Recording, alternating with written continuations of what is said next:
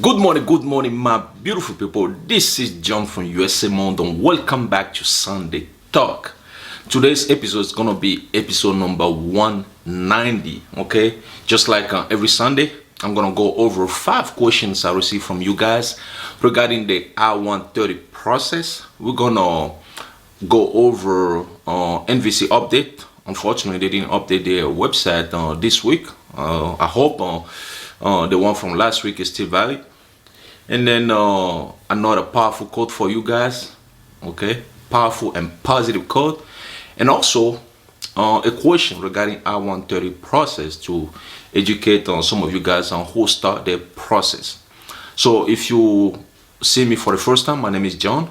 My main goal is to help newcomers, permanent residents, and also U.S. citizens regarding the I-130 process. We talk about different topics that will help newcomers to have a better life here in the United States of America. I want to wish you guys happy Sunday.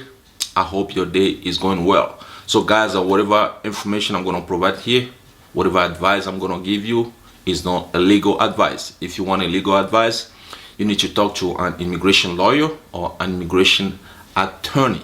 So guys, let's start with the powerful code that I have for you today. Today's quote is coming from Mother Teresa. Here is the quote. Never worry about numbers. Help one person at a time and always start with the person nearest you. Again, never worry about numbers. Help one person at a time and always start with the person nearest you. I think it's a powerful quote. Sometimes we have a big dream. We want to help a lot of people. We want to reach a lot of people. And by seeing that number, we kind of scared, And then being scared mean that we don't think that, okay, we can do it. Sometimes we think we can do it, and then we kind of paralyze and we don't take action at all. But if you start with one person, you're going to go to the second person, the third person. Especially start with the person near you. Okay, start with that person, and then you're going to move on. Next thing you know, you will reach a lot of people. Just like here on YouTube, you start, one person's watching, two persons watching, helping one person, helping two persons. Next thing you know, we have 26,000 subscribers on this channel. That's how it works. So I think it's a powerful quote. Just let me know in the description below, what do you think? Okay, so guys, let's start with the questions.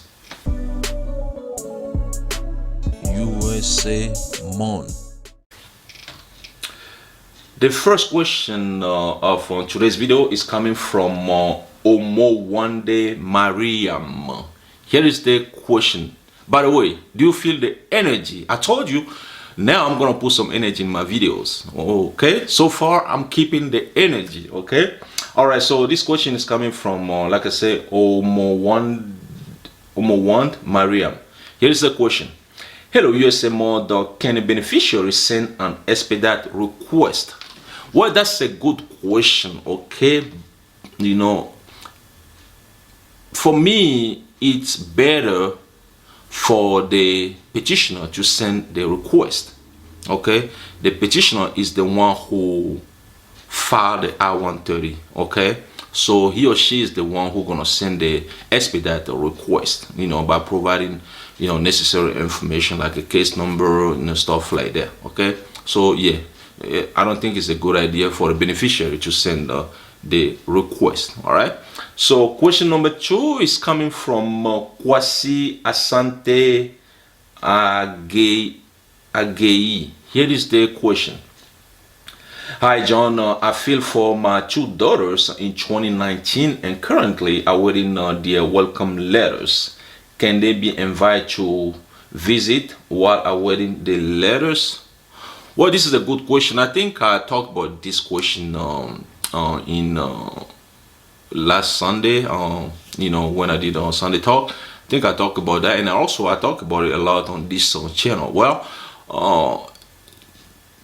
NVC didn't say anywhere that when you file a petition for a relative, you cannot, that relative cannot get a visitor visa to come and visit the United States of America. Like I always say, the main purpose of visitor visa is to come and visit United States and then go back to your home country. So since the case is pending, yeah, your children can come and visit you and go back to their home country and continue their process. Okay. The thing is, you have to provide some documents showing that they're going to go back to their home country. They're not going to come here and stay, because if they come to United States of America and stay, the valid, how they call it, immigrant or non-immigrant visa law, like a visitor visa law, which is like to come and visit and go back to your home country. And that can, jeopardize the I-130 process, okay? It's better for them to show proof that they will go back to their home country once they visit United States of America. They come and visit you here in United States of America. So guys, let's move to question number 3. This one is coming from Sujata Jimal.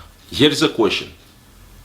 Hi John, we had applied I-130 form, but then after 2 months our case transfer to another service center. So which service center processing time check us? So basically this person is saying that their case moved from one USCIS center service center to another one, and they want to know which service center they have to check the processing time for. Okay, so it's obvious that you're going to check the processing time for the center your case was sent to, okay, because your case is there. Now sometimes you have to keep in mind is that when USCIS send your case to another service center, it just maybe they think that the case will be processed a little faster at that service center. That's what they do there. In general, it's a good news. Okay, so let's move to question number 4. Okay guys, I'm doing my best here to keep the energy up. I have to, okay? I don't want you guys to start sleeping, okay, taking a nap while watching my videos. No, I don't want that. All right, so this one is coming from Yan Konjua. Here is the question. Bro, I have a question about change on mailing address. So if your interview appointment is about a week and you have a new address, why you have to do? Just keep it like that, or change it to the embassy? Well, thanks for the question. This is a good question. I know some of you guys are in the same situation. So let's say the address, okay, the address you put on your I-130 or DS-260 change while you're going to the interview. The good thing to do is to let the interviewer know that your address changed, okay? And also when you get a visa, hopefully you're gonna get your visa. So when you get your visa, you travel to United States of America. So at the port of entry of a USA, you have to let the CBP officers of Custom and Border Patrol officers know that your address changed. That way they can change in their system. So when you come to United States of America, USCIS will be able to send your green card to that address. If you don't change that address, once you get here, chances are, okay, that happens a lot, USCIS will send your green card to the old address, and then since there won't be nobody there to get the green card will be sent back to USCIS, and it can take like a month, 3, 4, 5 months before they will send it back to you. It happened to one of my cousins. That's what I'm saying. That so best thing to do, change it with the interviewer, and also change it with the CBP officers. Okay, so let's go to the last question of today's video. Okay, so guys, if you like the video so far, please give me a thumbs up, because I know a lot of you guys watching this video but don't give a thumbs up. You just watch it and go, that's not good. Like it, and share it like I always say, okay? And also subscribe. I always tell you to subscribe if you like the video. If you don't like it, don't subscribe, don't share it. If you don't like it, don't give me a thumbs up. You can give me a thumb down, okay? All right, like I said, last question for today's video. This one is coming from Jane Stratford. Here's the question. Hello, I got a document to qualify November 10, 2022, and case already since on February 1st, 2023. However, I don't have an interview letter yet or appointment from NVC, and already done with my tax return for last year and got my recent IRS transcript. Do you think I should update my docs now or should wait until I get my appointment? Well, thanks for the question. So one thing you have to know is that if you have a new document and NVC send you a notification that okay, you have to provide a new document, let's say new W2 or IRS transcript, stuff like that, go ahead and upload that document to NVC Computer Electronic Application Center. If they didn't ask you, there's nothing you're gonna do. It's a good thing to take that document to the interview. That way, if the interviewer asks you, you can show it. But one thing you have to know also is that whatever document you have to take to the interview, the U.S. consulate will send you that information on the interview letter, tell you that okay, you have to bring this document, that document. Okay, if they know that okay, whatever, if you that the document you provide before expire, they will ask you to bring a new document. Okay, but again, if NVC didn't ask you, you don't have to upload anything. But if they ask you, you have to upload that document before they schedule an interview appointment for you. So guys, those are the 5 questions I want to cover in this video. Now, like I always say, I have not always, but I start doing this, I have a question for your question that will help you understand the I-130 process, and also help some of you guys who start the process or who are thinking about starting the process. So today's question is this: if your spouse is overseas, he or she doesn't have to sign Form I-130A, true or false?